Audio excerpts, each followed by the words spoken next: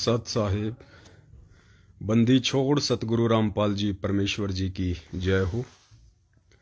परमपिता परमात्मा सारी सृष्टि के रचनहार, कुल मालिक, असंख्य ब्रह्मांडों के रचयिता, जगत गुरु संत शिरोमणि सतगुरु रामपाल जी परमेश्वर जी की जय हो। जा रहे हो?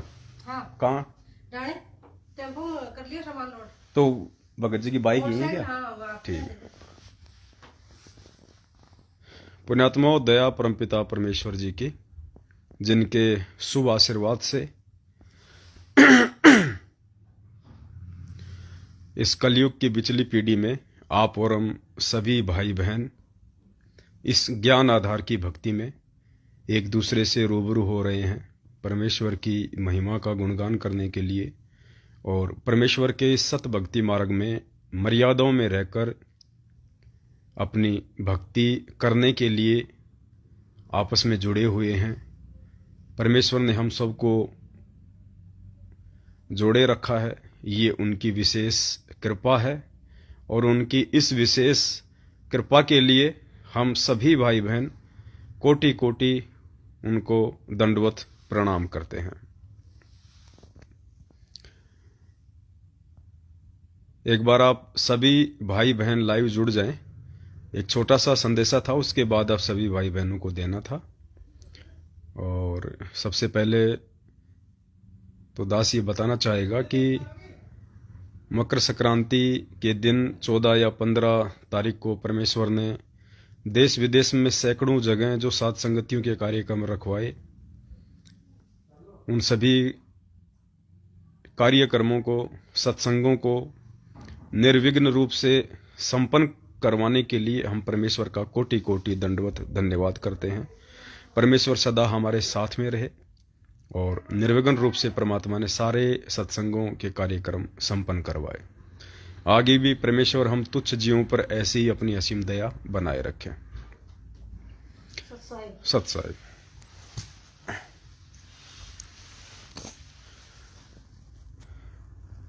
तो एक बार जो भाई बहन जुड़ रहे हैं, वीडियो को ज़्यादा से ज़्यादा फेसबुक के ग्रुपों में, व्हाट्सएप के ग्रुपों में शेयर कर दें, ताकि जो संदेशा हम देने के लिए आए हैं, परमेश्वर ने भेजा है, सभी तक संदेशा पहुंचे।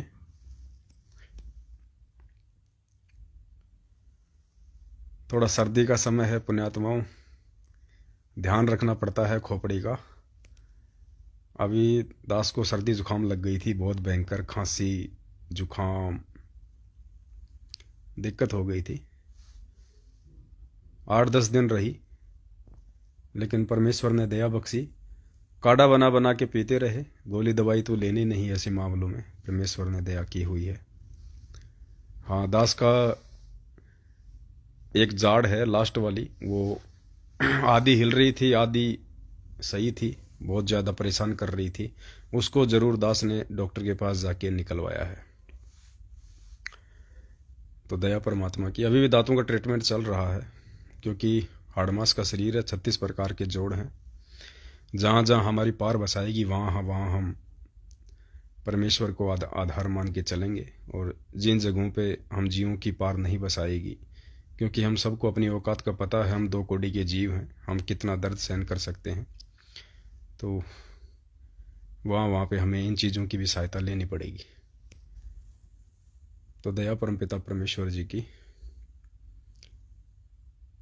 और छोटा सा जो संदेशा था आज का, क्योंकि आज कोई हम ज़्यादा लंबी वार्ता करने के लिए नहीं आए हैं, बस एक छोटा सा संदेशा था जो आप सभी भाई बहनों को देना था। और सबसे पहली बात तो ये कि जो अपना पहले पेज था जिसका नाम शंका समाधान विद पवनदास रखा हुआ था, उस पेज के नाम को चेंज करके अपन ने पवनदास इज लाइव कर दिया है। पवनदास इज लाइव। तो आगे से जो भी मैसेज वगैरह डालें तो पवनदास इज लाइव के नाम से डालें। और दूसरे भाई बहनों को भी बताना हो तो कि भाई फेसबुक पे पेज है पवनदास इज लाइव के नाम से, वैसे शंका समाधान लिखेंगे तो भी आ जाएगा। तो दया परमपिता परमेश्वर जी की। तो संदेशा ये था पुण्यात्माओं कि परमेश्वर कुछ दिनों से प्रेरणा कर रहे हैं। हो सकता है अगर मालिक ने दया बख्शी तो इस महीने की 1 तारीख से, आज 19 जनवरी हो गई, इस महीने की 1 तारीख से यानी 1 फरवरी से नित्य नियम का जो सरलार्थ है, परमेश्वर ने तीनों समय की जो आरती है नित्य नियम, और उसका सरलार्थ बखूबी अच्छे तरीके से हमें जो करके दे दिया है। एक पुस्तक है भक्ति बोध का सरलार्थ, उस पुस्तक में परमात्मा ने पूरा निचोड़ निकाल के उन वाणियों का दे दिया है। समझने के लिए हमें पर्याप्त हैं, लेकिन परमेश्वर की ही प्रेरणा से, परमेश्वर की ही दया से मालिक ने तो उन वाणियों का केवल वाणियों के हिसाब से ही निष्कर्ष निकाला है, लेकिन उस निष्कर्ष निकाले हुए मैटर में हमें और क्या चीज खोजनी है, वो वाणियां किस चीज को इंडिकेट करती हैं, प्रत्येक वाणी किस चीज की ओर संकेत करती है। आज हमारे वर्तमान सतगुरुदेव जी, जो कि स्वयं कबीर परमात्मा है, धरती पे प्रकट हैं, सतगुरु रूप में हैं, क्योंकि बहुत सारे भगत भाई बहनों का तो अभी तक यही कंसेप्ट क्लियर नहीं हो पा रहा है कि गुरुजी ही परमात्मा है। विशेषकर उन भगत भाई बहनों का जो आज भी सतलोक आश्रम मैनेजमेंट हरियाणा और गुरुजी के कलयुगी परिवार वालों के पीछे अंधे होके अंध भगत की भूमिका निभा रहे हैं।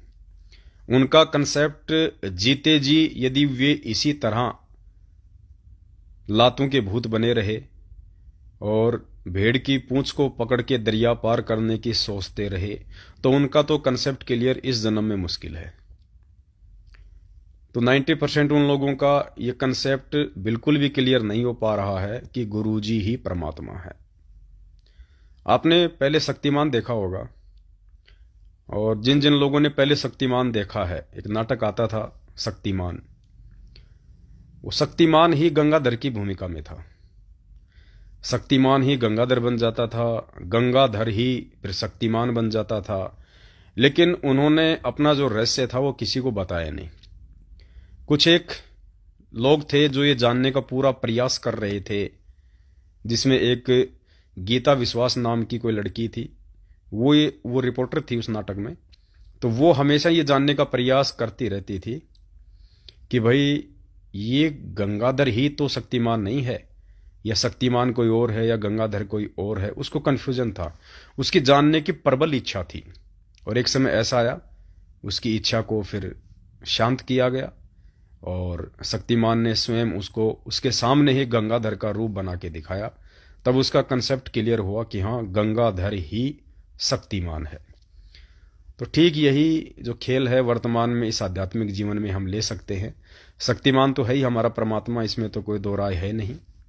निर्गुण रूप में सतलोक में जो परमेश्वर बैठा है वो शक्तिमान की भूमिका में है, और वर्तमान में जो सतगुरु रामपाल जी भगवान के वेश में परमेश्वर यहां आए हुए हैं सगुण रूप में, वो समझ लो गंगाधर रूप है।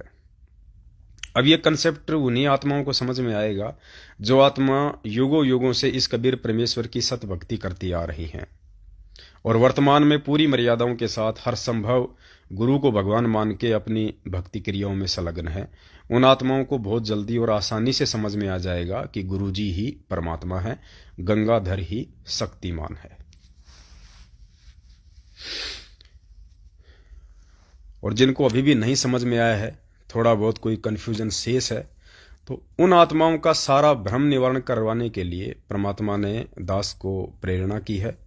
हालांकि दास तो साल भर पहले से सोच रहा था कि नित्य नियम की वाणियों का परमेश्वर के ज्ञान आधार से और उनके द्वारा जो खुलासा किया जा चुका है उस खुलासे को माध्यम बना के हम भक्तों के लिए सतगुरुदेव जी के विषय में क्या आदेश और निर्देश हैं, हम और उसमें क्या जूस निकाल सकते हैं हमारे जीवन में, और क्या कोई सार्थक प्रयत्न उन वाणियों के माध्यम से हो सकता है, आ सकता है।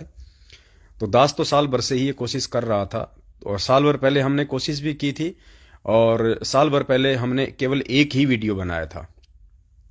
उस वीडियो का लिंक दास ऊपर इस लाइव के मैसेज में डाल दिया है। अगर आप यूट्यूब पे ये वीडियो देख रहे हैं तो आपको डिस्क्रिप्शन बॉक्स में उस वीडियो का लिंक मिल जाएगा, जिसका शीर्षक है नित्य नियम का खुलासा पार्ट 1।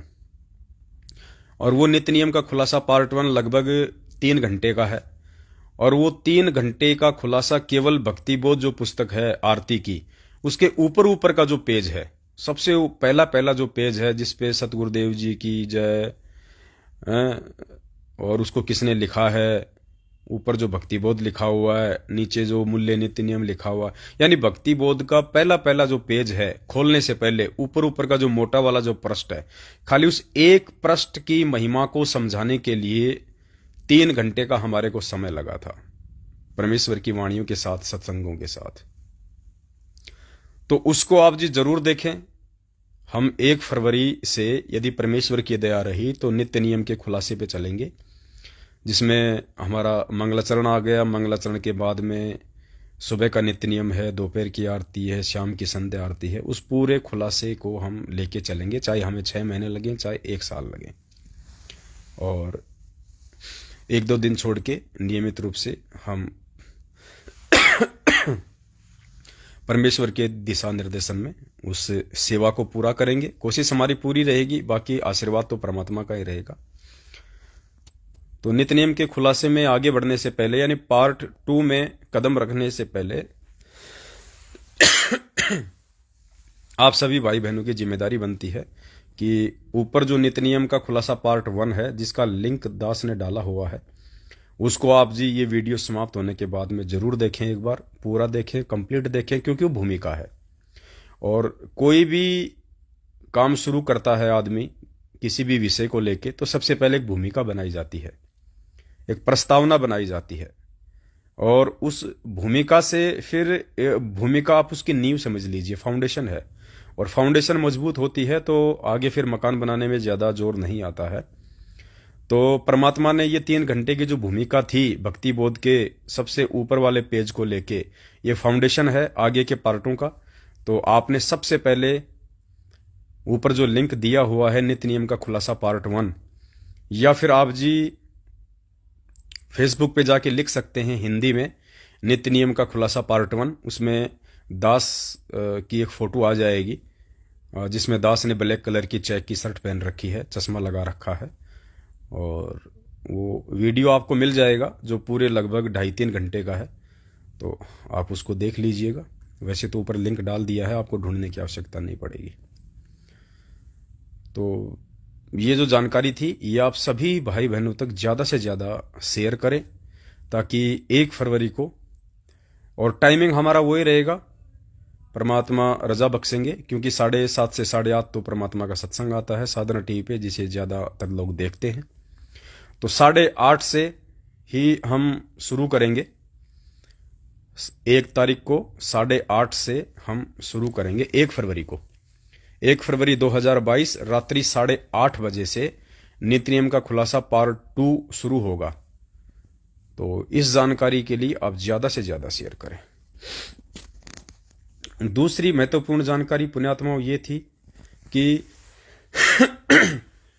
वर्तमान का जो समय चल रहा है आप और हम सभी भक्त भाई बहनों का,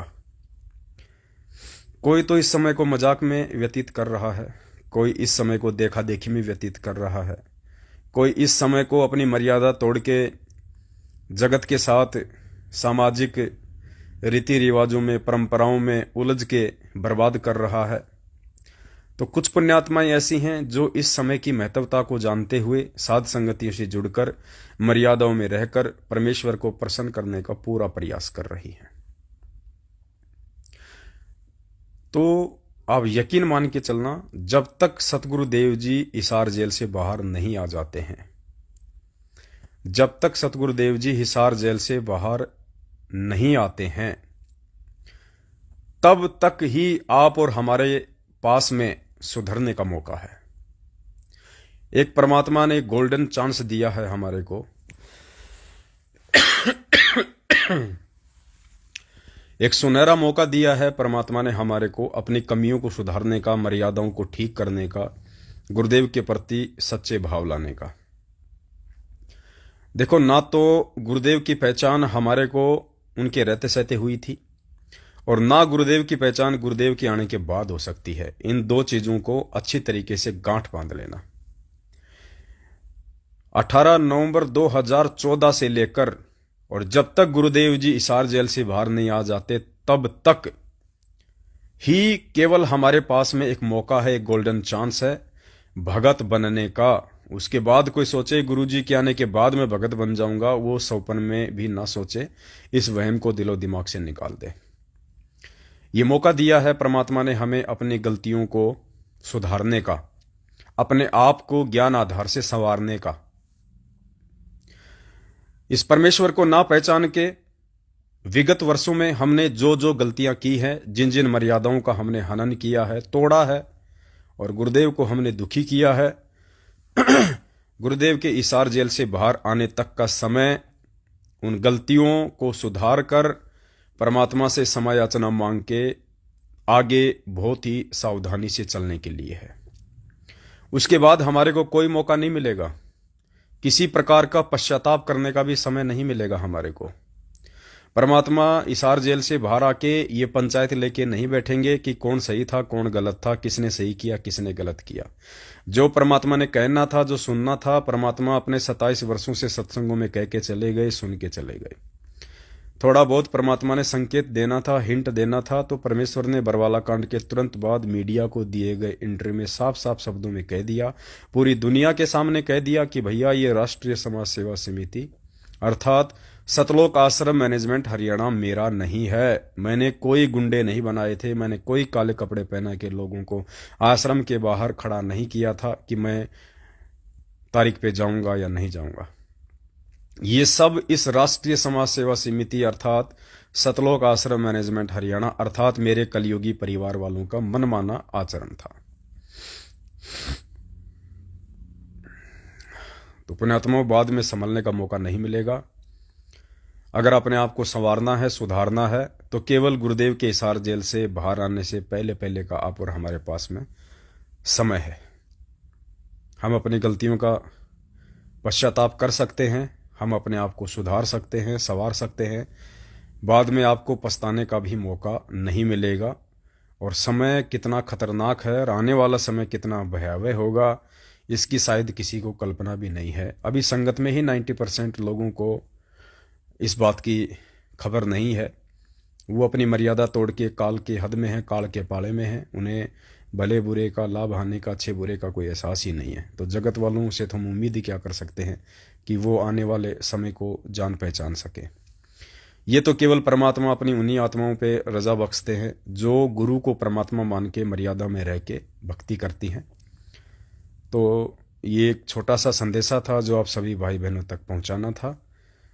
और देखो, जब परमेश्वर इस पृथ्वी पे आते हैं तो नाम की जो भीख है वो फ्री में मिलती है, उसकी कोई फीस नहीं होती है।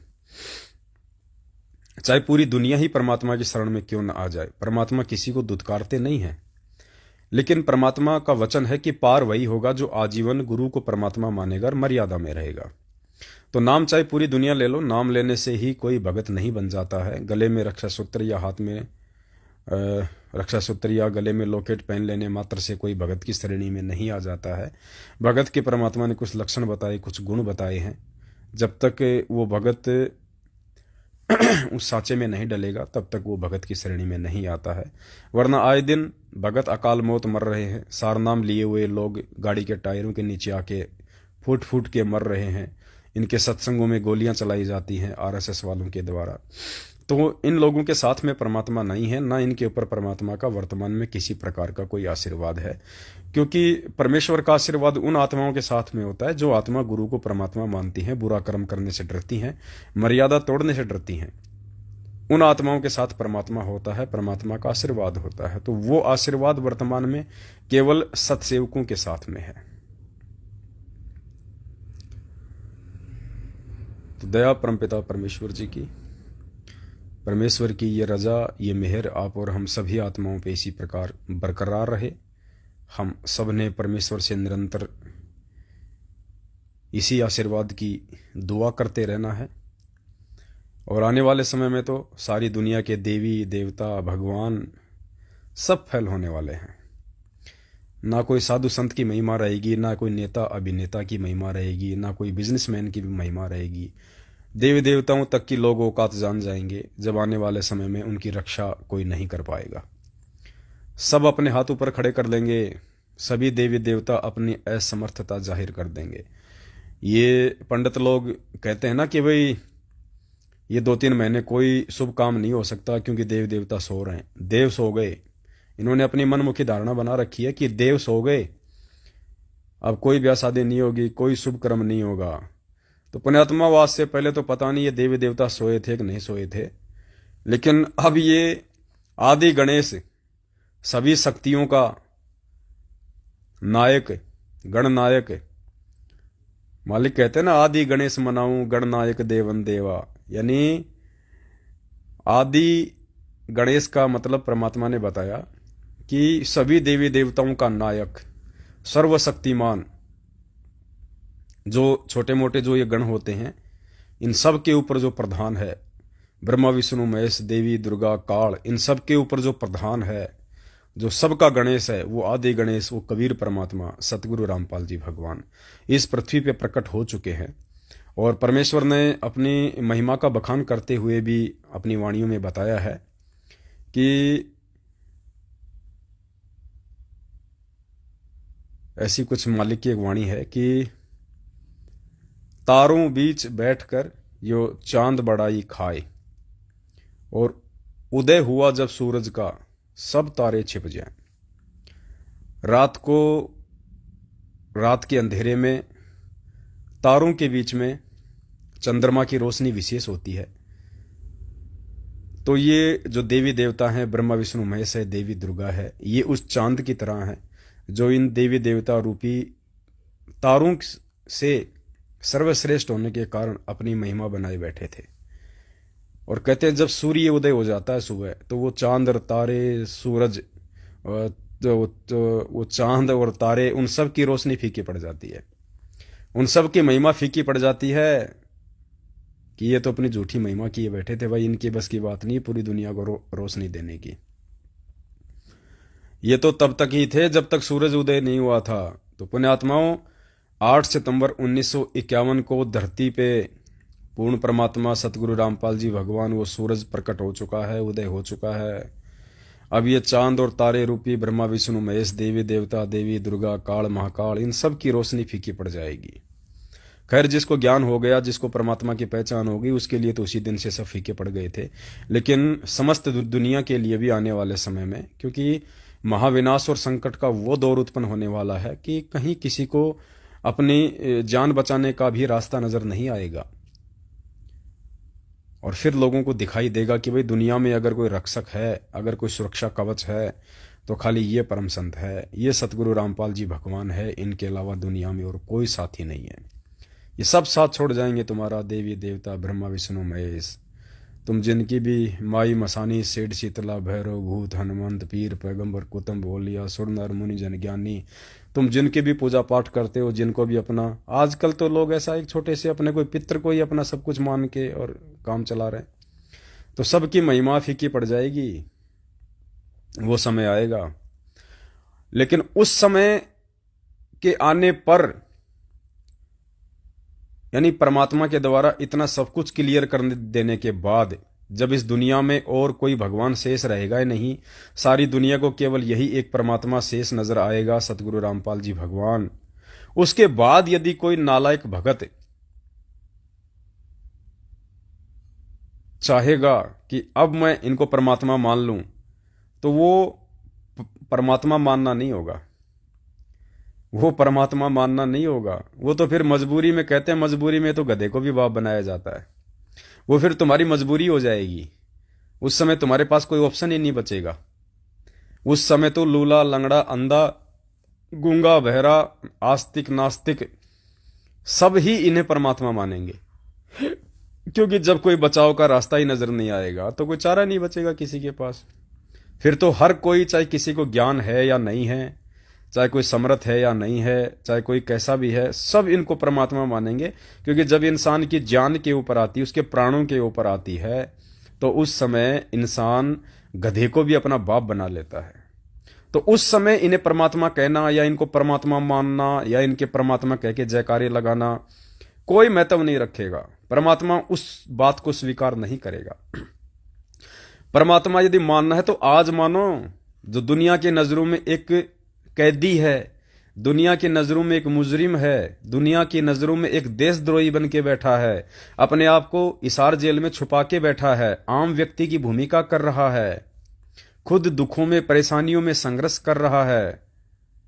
इस परिस्थिति में जो उन्हें परमात्मा मानेगा, हृदय से कबीर भगवान मानेगा, अरे उनका है मानना, उनको परमात्मा स्वीकार करेगा कि मेरे बच्चे तो ये हैं मेरी हंस आत्माएं, जो दुनिया के 100 ताने खाकर भी, दुनिया से 100 प्रकार के संघर्ष करके भी, और दुनिया तो छोड़ो, मेरे अपने खुद के नालायक भक्तों से मेरे भगत संघर्ष कर रहे हैं।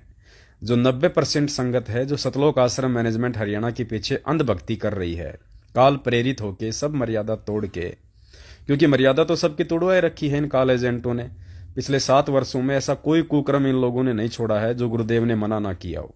आरक्षणबाजी, राजनीति, रक्तदान, देहदान, गुंडों की सीबीआई जांच, कभी किसान आंदोलन में उनका जाके समर्थन करना, कभी हरियाणा रोडवेज वालों का समर्थन करना, कभी क्या करना, सबकी मर्यादा छिन्न भिन्न करवा रखी है। तो मर्यादा में तो कोई है ही नहीं। तो ऐसी परिस्थिति में जो दुनिया से भी संघर्ष कर रहे हैं, अपने परिवार से भी संघर्ष कर रहे हैं, और अपने ही काल प्रेरित भगत भाई बहनों से भी संघर्ष कर रहे हैं, और परमेश्वर को परमेश्वर मान के अपने घर पर भोग लगा रहे हैं, साध संगतियां करवा रहे हैं, साध संगतियों में शामिल हो रहे हैं, परमेश्वर की महिमा का गुणगान करते हैं, दूसरों को बताते हैं, अरे वो हैं परमेश्वर के असली बच्चे, वो हैं मालिक के बच्चे। और जिन नालायकों को इतना भी ज्ञान नहीं है, उनके आसपास साध संगतियां हो रही है और बैठे बैठे अपने घरों में रजाई में दुबके हुए हैं। काहे के भगत है वो? दिखावे के सत्सेवक हैं। उनको बोलना पड़ता है कि भगत जी साथ संगति में नहीं आए, आप साथ संगति में नहीं आए। अरे भगत जी टाइम नहीं मिला अब की बार, और सारा दिन वो बेगार में सिर पचाने के लिए टाइम है उनके पास में है। सारा दिन रोजी रोटी के लिए धक्के खाते फिरते हैं, उसके लिए टाइम है, लेकिन साध संगतियों में आने के लिए टाइम नहीं है।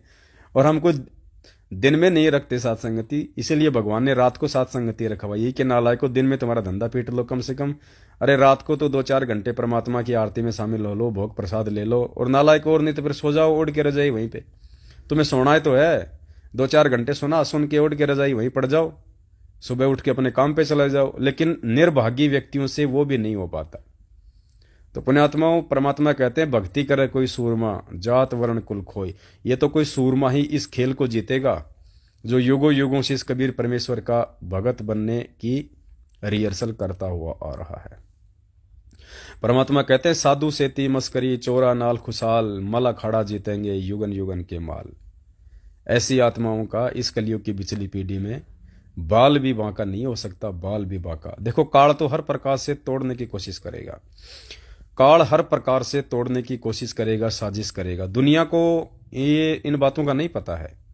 ये जो ड्रामा चल रहा है, ये कोरोना का या अन्य प्रकार का जो भी ये ड्रामा चल रहा है, ये सब काल भगवान की साजिश है। और काल भगवान की साजिश केवल इन आत्माओं को ज्यादा से ज्यादा समेटने की है, मारने की है।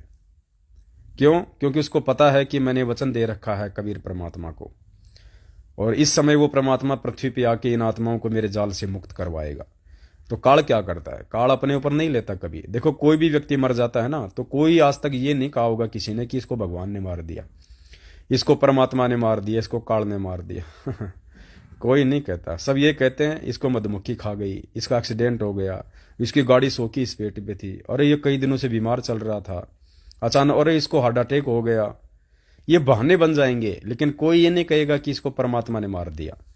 तो पुण्यात्माओं, ये साजिश सारी काल की है, लेकिन काल को कोई दोष नहीं देता, क्योंकि ये 21 ब्रह्मांड काल का लोक है। तो सारी की सारी जो साजिश है ये काल भगवान की है। और माध्यम चाहे वो कोरोना को बनाए, या चाहे आप समझ सकते हो किसी और चीज को बनाए। और जब वो इन चीजों को माध्यम बनाएगा, और जो भगत भाई बहन जो ज्ञान में कमजोर हैं, जिनको साध संगति नहीं मिली, जो गुरुदेव के वचनों पे सही तरीके से नहीं टिक पा रहे, उनको भी वो अपने जाल में फांस लेगा, उनको भी लगा लगा के सुई अपने कब्जे में कर लेगा।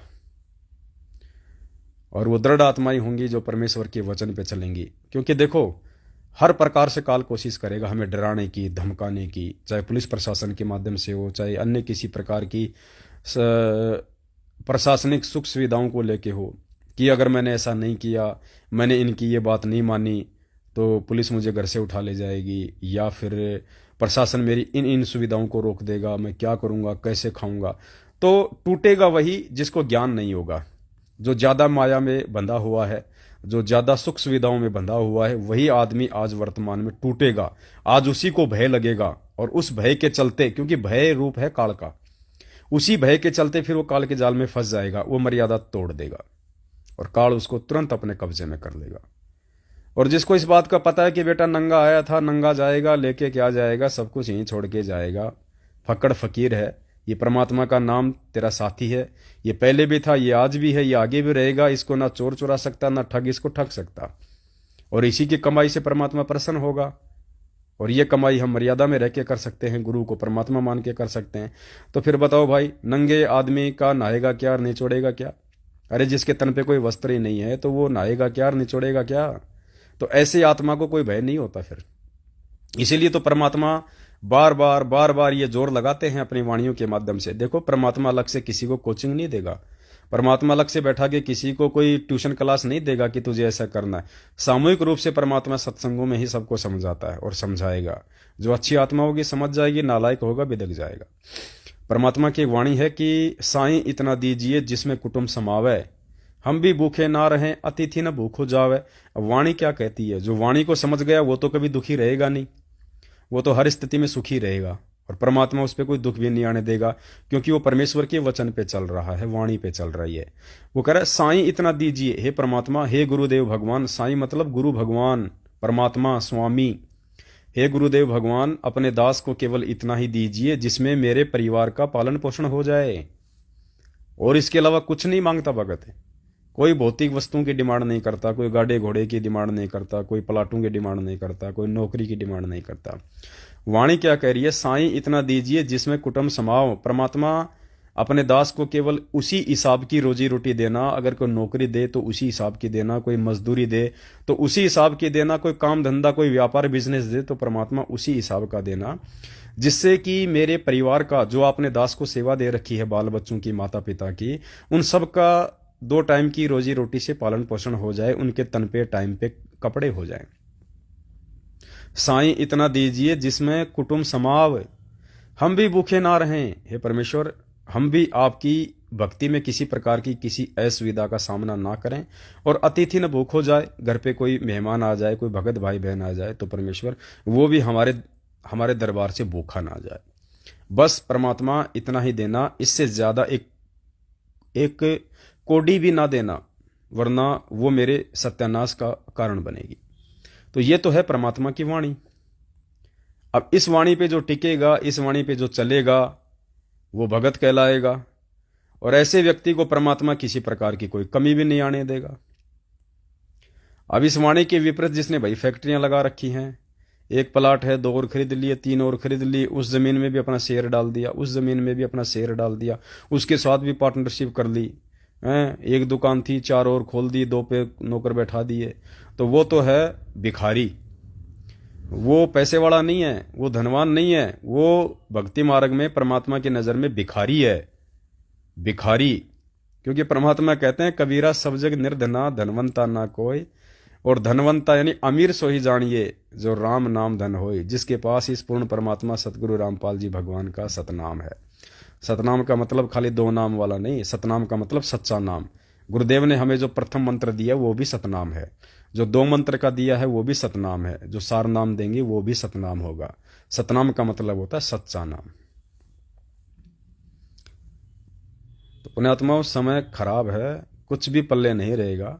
और गुरुदेव के बेटे तू कितना ही गांठ बांध ले, तू नंगा आया था और तू नंगा ही जाएगा।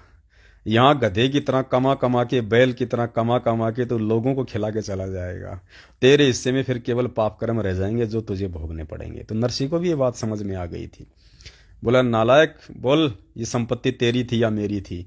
जब कोर्ट में फैसला हो गया ना, असली को नकली, नकली को असली साबित करवा दिया परमात्मा ने। जब जो असली नरसिंह था वो बाहर जाके सिर पकड़ के बैठ गया कि भाई इस ठग ने तो मेरा सारा काम बेकार कर दिया, बहुरूपिया बन के। फिर परमात्मा गए उसके पास अपना वही पंडित वाला रूप बना के, और कहा कि बोल नरसिंह, ये संपत्ति तेरी थी या मेरी थी? तो नरसिंह ने कहा कि भाई थी तो ये मेरी, पर तूने ये मेरा रूप बना के ठग ली मेरे से। तब परमात्मा ने कहा कि नालायक, अभी भी तेरी आंखें नहीं खुली। अरे मूर्ख, ना तो तेरी ये पहले थी, ना आज है, ना आगे रहेगी। अरे गधे इंसान, कल को तेरा शरीर छूट जाएगा। 56 करोड़ की तेरे पास में संपत्ति है, तेरा महल है, एक तेरे बेटी है, बेटी की तूने शादी कर दी। अरे नालायक, बेटा तेरे है नहीं, वारिस तेरा कोई है नहीं संपत्ति का, वंश तेरा आगे चलेगा नहीं। गधे इंसान, ये 56 करोड़ की तेरी संपत्ति, तेरे महल, ये तेरे भाई बंधु बांटेंगे, तेरे रिश्तेदार खाएंगे तेरे मरने के बाद। ये आज भी यही उम्मीद कर रहे हैं चील कौवे की तरह कि यो कद मरे या कद हमारे हिस्से में आवे। अरे नालायक, ये तूने जो कमाया था, जो ये कंजूसी कर करके लोगों से ब्याज ले लेके ये पाप कर्म तो तेरे साथ जाएंगे, और संपत्ति का आनंद तेरे भाई बंधु लेंगे, तेरे रिश्तेदार लेंगे। बोल तेरा क्या था? नरसी के समझ में आ गई। बोले परमात्मा फिर क्या करूं? बोले बांट दे इसने, धर्म भंडारे में लगा दे। परमात्मा ने धर्म भंडारे में लगवाया पूरा का पूरा। और पुण्यात्माओं, जब ज्ञान समझ में आ गया तो नरसी की जो संपत्ति थी 56 करोड़ अलग थी, उसका महल अलग था।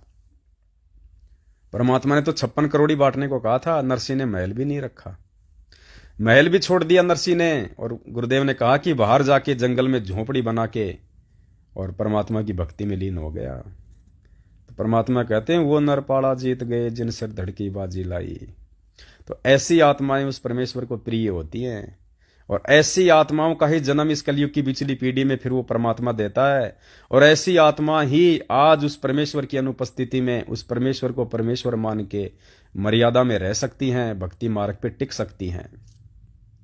अरे जब टीचर क्लास में होता है उस समय तो नालायक से नालायक विद्यार्थी भी ऐसे हो जाता है जैसे सांप सूंघ गया, क्योंकि उसको उसके हाथ में डंडा दिखाई देता है कि अगर जरा भी ऊंच नीच की, जरा भी हा हुल्ला किया तो ये तेरे टकने फोड़ेगा, डंडे से मारेगा तेरे को टीचर। इसलिए उपराधी से उपराधी, यानी ज्यादा से ज्यादा जो छेड़खानी करता था स्कूल में, वो भी चुपचाप बैठा रहता है जब तक वो टीचर रहता है हाथ में डंडा लिए। और जैसे ही वो टीचर क्लास से बाहर निकलता है, अपनी उन्हीं हरकतों पे वो वापस आ जाते हैं। और एक जो सभ्य जो विद्यार्थी होता है, जो गुड स्टूडेंट होता है, उसके लिए चाहे टीचर स्कूल में हो या ना हो, क्लास में हो या ना हो, वो अपने उसी हाव भाव में रहता है, अपने उसी स्वभाव में रहता है, उसी डिसिप्लिन में रहता है। और ऐसे विद्यार्थी ही टीचर को पसंद आया करते हैं, और ऐसे ही विद्यार्थी आगे चल के फिर भविष्य में सफल होते हैं। तो गुरुजी थे जब तक तो सभी भगत बने हुए थे। आज जिनके इतने नीच कर्म हो चुके हैं, वो भी उस समय हमारे को भगत ही नजर आते थे। सारनौरो भगत जी को सार नाम मिल गया, ओहो हो। और इसके तो पूरे परिवार को सार नाम मिल गया, ओहो हो। ये तो भाई सतलोक के जहाज में बैठा है, कति पता नहीं कौन से दिन उड़ जाए। और आज मालूम चल रहा है कि जिसको हम सतलोक के जहाज में बैठा हुआ समझा करते थे गुरुदेव के रहते सहते, आज वो ऐसे ऐसे नीच कर्म कर रहे हैं जिनकी अगर देखा जाए तो जगत वाले भी उनसे लाख गुना अच्छे। तो पुण्यात्माओं, परमात्मा कहते हैं भक्ति भाव भादो नदी, और सबे चले गहराए, सरिता सो ही जानिए जो जेठ मास ठहराए। जिस प्रकार जेठ के महीने में, गर्मी के महीने में जब कोई बरसात नहीं, पानी का अभाव, उस समय पता चलता है कि असली नदी कौन सी है।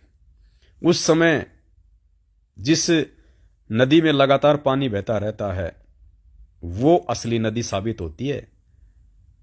वरना बरसात के महीने में तो परमात्मा कहते हैं नदी नाले छोटे बड़े जो सालों से बंद पड़े थे वो भी चलने शुरू हो जाते हैं पानी के दबाव के चलते।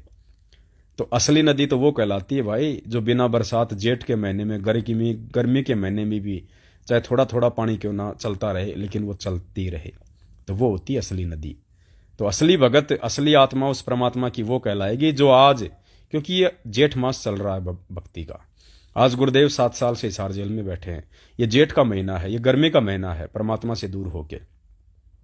और इस समय जो उस परमेश्वर की भक्ति में रत रहेगा, मर्यादाओं के साथ, पूरे नियमों के साथ, गुरु को भगवान मान के, पल पल गुरुदेव को अपने साथ मान के, इस समय जो भक्ति भाव में रहेगा वो परमेश्वर की हंस आत्मा कहलाएगी, वो परमात्मा का भगत कहलाएगा। अब बहुत सारे भगत भाई बहन अपने गले में लॉकेट डाल के रहते हैं, उन्हें यही नहीं पता कि लॉकेट गले में क्यों डाला जाता है, गले में लॉकेट के डालने का मतलब क्या है, इसकी डेफिनेशन क्या है। उन्हें कुछ नहीं पता, उन्हें सिर्फ अपने अपने अपने गले में लॉकेट डालने से मतलब है, बांधने से मतलब है। और कई महापुरुष तो ऐसे हैं बिल्कुल उसको यहां पे बांधते हैं, यहां इतना टाइट कर लेंगे, यहां बांधते हैं ताकि लोगों को दिखाई दे कि मैंने गले में कुछ बांध रखा है। उन्हें यही नहीं पता कि लॉकेट को गले में क्यों बांधा जाता है, इसके क्योंकि बिना किसी रीजन के तो कोई काम होता ही नहीं है। हर चीज के पीछे एक प्रयोजन होता है, एक रहस्य होता है। अब परमात्मा ने लॉकेट की जो वास्तविकता बताई वो क्या है? परमेश्वर का ज्ञान आधार कहता है कि एक भगत के द्वारा नाम दीक्षा लेने के बाद में अपने गुरुदेव भगवान का जो गले में लॉकेट जो पहना जाता है, उस लॉकेट को पहनने का मतलब ये नहीं होता कि हमने वो गले में डाल लिया और बस हम बन गए भगत। नहीं, लॉकेट में हमारे इष्ट यानी हमारे गुरुदेव भगवान की फोटो होती है, उनकी प्रतिमा होती है, उनकी तस्वीर होती है। और जब हम उसको अपने गले में बांध लेते हैं, पहन लेते हैं, और यदि हमें कभी कभार उस परमेश्वर की भूल लग जाती है, तो वो जो गले में जो लॉकेट है, जब हम चलेंगे तो वो हमारे सीने से वो टकराता रहेगा। तो हमें एक याद बनी रहेगी, उस लॉकेट को देख के हमारे अंदर ये जागरूकता रहनी चाहिए, हमारे अंदर ये चेतना रहनी चाहिए कि कोई है मेरे साथ में जो मुझे पल पल देख रहा है, कोई है जो मेरी हर अच्छी बुरी हरकत पे नजर रखे हुए हैं, कोई है जो अंतर्यामी है, जो मुझे पल पल देख रहा है, मैं क्या कर रहा हूं, मैं क्या सोच रहा हूं। इसलिए लॉकेट पहना जाता है कि लॉकेट का मतलब मेरे गुरुदेव भगवान, मेरे परमात्मा, मेरे इष्ट सदा मेरे साथ में हैं, हर पल मेरे संग हैं, और हर पल वे मुझ भगत की हर रहनी करनी को देख रहे हैं कि तू क्या कर रहा है, क्या नहीं कर रहा है, तू मेरी कितनी मर्यादाओं में चल रहा है, कितनी मर्यादाओं में नहीं चल रहा है, तू मेरे पास में रह के क्या करता है, मेरे से दूर होके तू कौन कौन से नियम तोड़ता है। तो हमें हमेशा ये याद रहना चाहिए कि जो मैंने लॉकेट पहन रखा है ये लॉकेट नहीं है। अगर उसको मानो तो ये लॉकेट नहीं है, ये मेरा गुरुदेव भगवान है, मेरा परमात्मा है, जो इस लॉकेट के रूप में सदा मेरे साथ में है, हरदम मेरे पास में है, और पल पल मेरी प्रत्येक रहनी और करनी को देख रहा है। तो भगत को इससे क्या होगा? एक भय होगा, भगत को इससे एक डर बना रहेगा कि मेरे से ऐसी कोई भी नियम विरुद्ध हरकत ना हो जाए। क्योंकि परमात्मा है, अंतर्यामी है, मन कर्म वचन की भक्ति है। हम मन में सोचेंगे वो भी परमात्मा जान लेता है, जो करेंगे वो तो जाने ही जानेगा। तो लॉकेट बांधने का मतलब यही है कि हम जो भी क्रिया करें भक्ति मार्ग में वो डर के करें, सावधान होके करें, ताकि मेरे परमात्मा जो पल पल मेरे साथ में है, इस लॉकेट रूप में जो देख रहा है, वो मेरी किसी भी भक्ति विरुद्ध क्रिया और कर्म से मुझसे रुष्ट ना हो जाए। लॉकेट बांधने का मतलब तो होता है ये। अब ये सतलोक आश्रम मैनेजमेंट हरियाणा वाले काल के दूत, अब ये गले में तो लॉकेट पहने चार चार, और भक्तों को मां बहन की गालियां निकालते हैं, उनको लट्ठों से मारते हैं। साध संगति के कार्यक्रम जहां परमात्मा को भोग लगता है, परमात्मा की तीनों समय की आरती होती है, भगत भाई बहन धर्म भंडारा करते हैं, वहां जाके और ये जगत वालों से भी गई गुजरी हरकतें वहां करते हैं। अरे नालायको, हम अपने गुरुदेव भगवान का भोग लगाते हैं, तुम्हारे पेट में दर्द क्यों होता है? तुम्हारे घर में अगर अनाज नहीं है, अगर तुम भिखारी हो तो क्या पूरी दुनिया भिखारी है?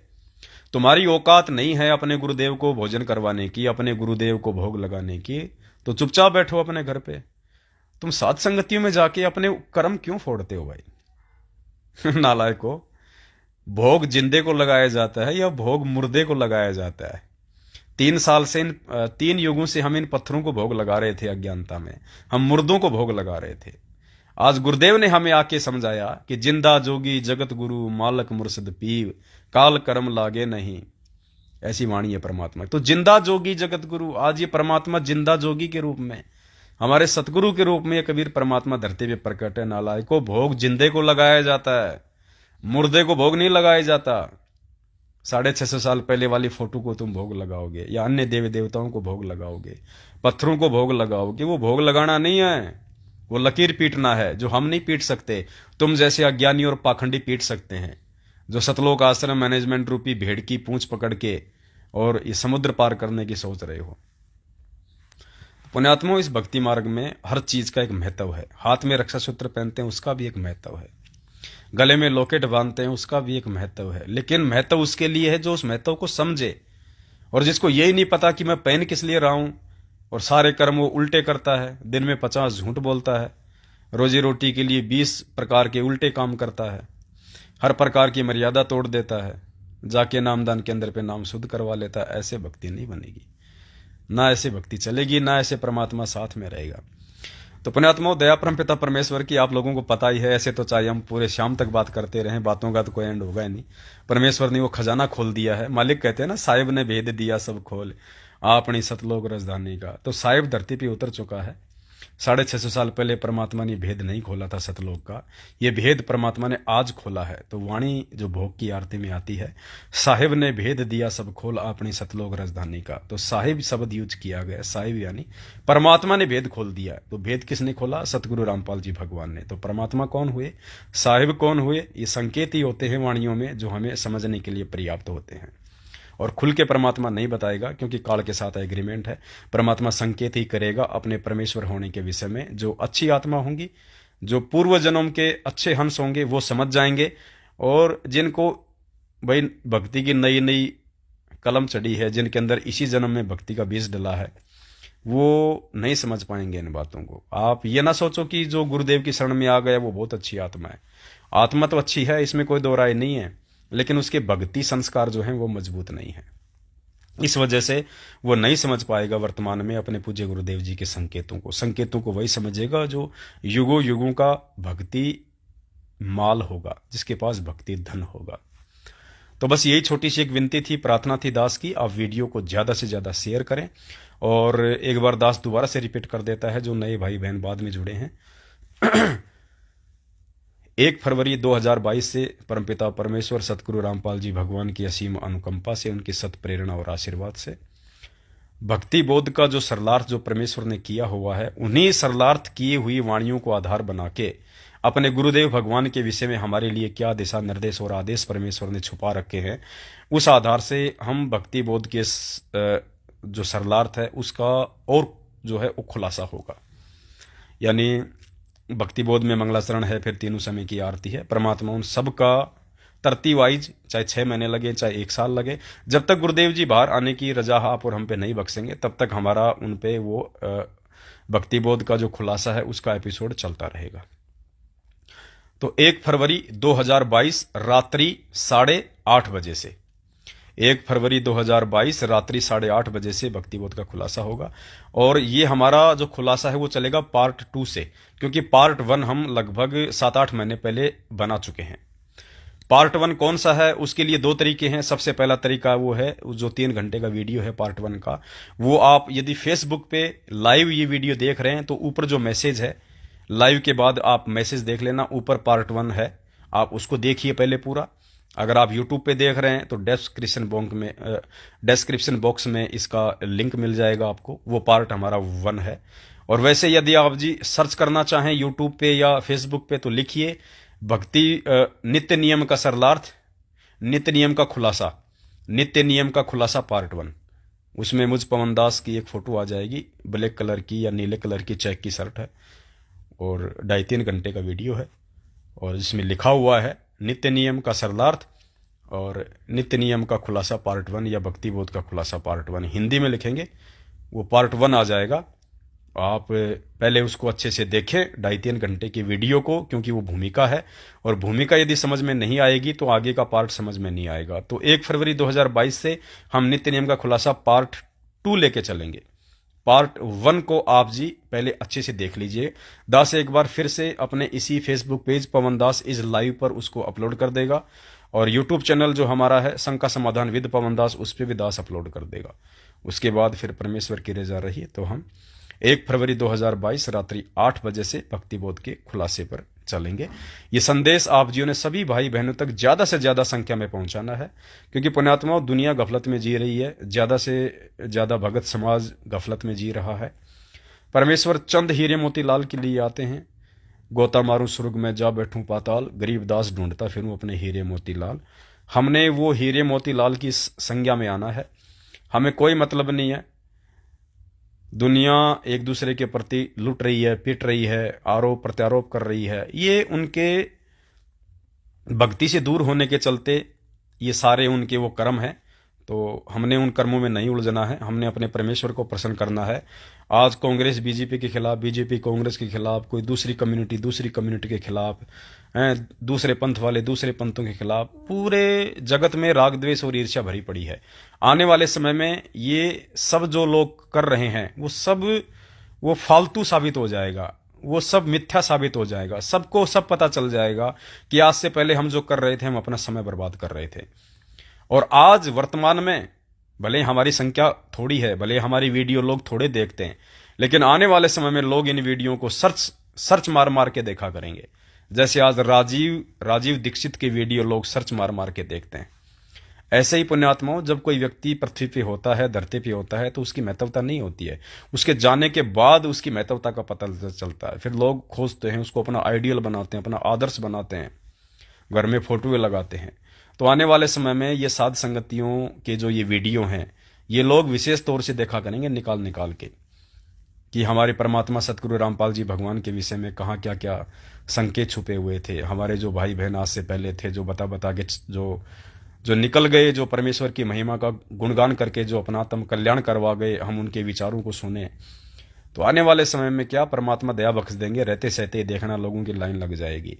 आज जितने सब्सक्राइबर दुनिया के चैनलों पे नहीं होंगे, उतने सब्सक्राइबर आने वाला समय में परमात्मा आप और हमारे सत्सेवकों के चैनलों पे दिखा देगा।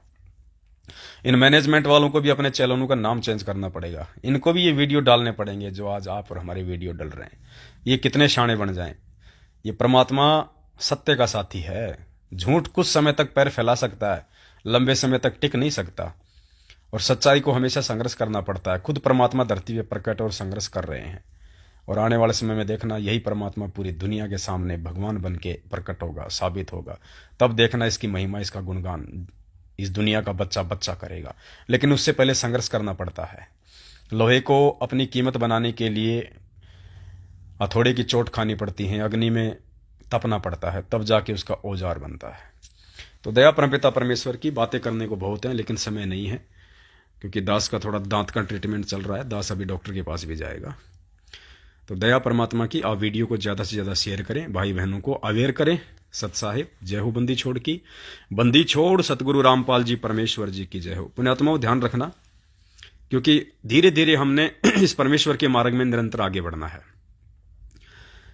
हम जब भी अपने परमपिता परमेश्वर, अपने अल्लाह, अपने खुदा, अपने गॉड, अपने वाहे गुरु, अपने परवरदिगार सतगुरु रामपाल जी भगवान का नाम लें या उनका जयकारा लगाएं, तो पुण्यात्माओं अदब के साथ, सम्मान के साथ हमारी गर्दन और ये नजरें नीचे होनी चाहिए।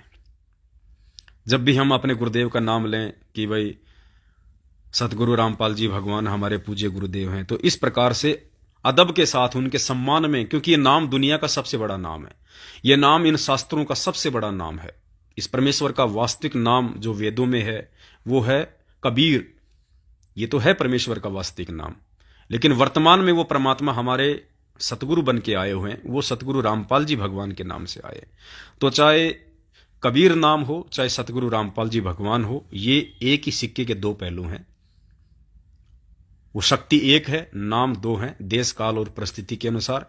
तो ये दोनों नाम जब भी हमारी इस जुबान से निकलें, तो उस समय पुण्यात्माओं हमारा जो ये गर्दन है और हमारी जो ये नजरें हैं, ये नीचे झुक जानी चाहिए। और हाथ जोड़ लो तो बहुत अच्छी बात है। दास भी आज से पहले तो इतना नहीं कर पा रहा था, लेकिन परमात्मा की दया, कुछ चीजें ऐसी होती हैं जो परमात्मा दिखा देते हैं। यूट्यूब पे बहुत सारे वीडियो ऐसे होते हैं, क्योंकि आप मुसलमान भाइयों को देखो, उनका जो पैगंबर था वो काल का एजेंट हजरत मोहम्मद, आज से पहले जितने भी उनके पैगंबर आए सब वो काल ने भेजे। और मुसलमान भाई लोग जब अपने पैगंबर का नाम लेते तो सीने के हाथ लगाते यूं यूं। जब भी उनको कोई शिक्षा देता है उनकी मज़ारों पे या उनकी दरगाहों में या उनकी मस्जिदों में, और जब भी उनके पैगंबर का नाम आता है, हजरत सल्लल्लाहु अलैहि वसल्लम ऐसा कुछ बोलते हैं वो, तो जब भी वो उसका नाम लेते हैं तो सबके हाथ सीने पे जाते हैं और यूं झुकती है उनकी गर्दन। तो पुण्यात्माओं, उनके पैगंबर काल की तरफ से भेजे हुए, और हमारा साक्षात वो पैगंबर, खुद वो परमात्मा धरती पे, पैगंबर भी वही, परमात्मा भी वही, सब कुछ वही, और हमारे सामने प्रकट है, और हम उनका नाम लें और हमारी जो गर्दन है वो सीधी की सीधी रहती है। हम भगत नहीं है, फिर हमारे अंदर भक्ति प्रवेश नहीं है। ये जो नाम है सतगुरु रामपाल जी भगवान, सतगुरु रामपाल जी परमेश्वर, ये नाम दुनिया का सबसे ये पवित्र नाम है, दुनिया का सबसे शुद्ध नाम है। आप और हम अज्ञानी है, मूर्ख हैं, हमें पता नहीं अभी।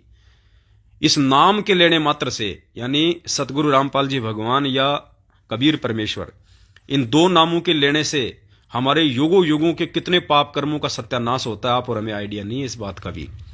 आपको पता है महाभारत के युद्ध में हनुमान जी भी गुप्त रूप में पांडवों की सेना की तरफ थे, और हनुमान जी ने कहा था कि भाई आप एक काम करो, मेरा जो झंडा है वो आप अर्जुन के उस पे लगा दो, रथ के ऊपर, और जब भी युद्ध समाप्त होगा और उस समय जो जयकारा लगाया जाएगा तो मैं भी जयकारा लगाऊंगा, और जब मैं जयकारा लगाऊंगा सेना के साथ में, तो मेरे जयकारे मात्र से, हनुमान जी ने कहा था कि मेरे जयकारे लगाने मात्र से, अब था तो सारा काल का ड्रामा, लेकिन हमने तो उस जयकारे की उस महत्वता को समझना है।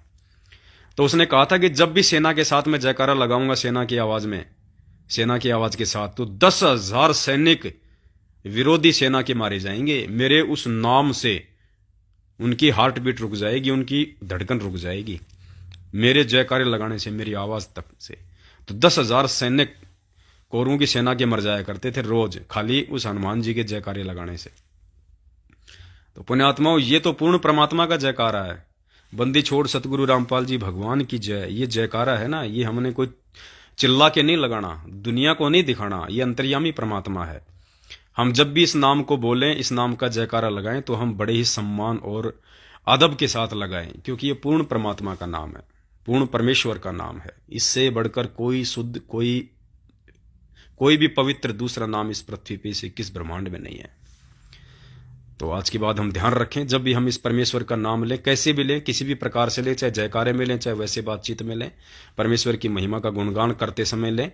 परमेश्वर हम सबको सद्बुद्धि दे। आज ये वचन परमात्मा हम सबको याद दिला के रखें। जब भी हम परमेश्वर आप जी का नाम लें, आप जी का जयकारा लगाएं, तो परमेश्वर अदब के साथ आपके सम्मान में हमारी नजरें और हमारी गर्दन हाथ जोड़े हुए परमेश्वर आपके चरणों में हमेशा सिजदा रहें। बंदी छोड़ सतगुरु रामपाल जी भगवान की जय हो। सत है।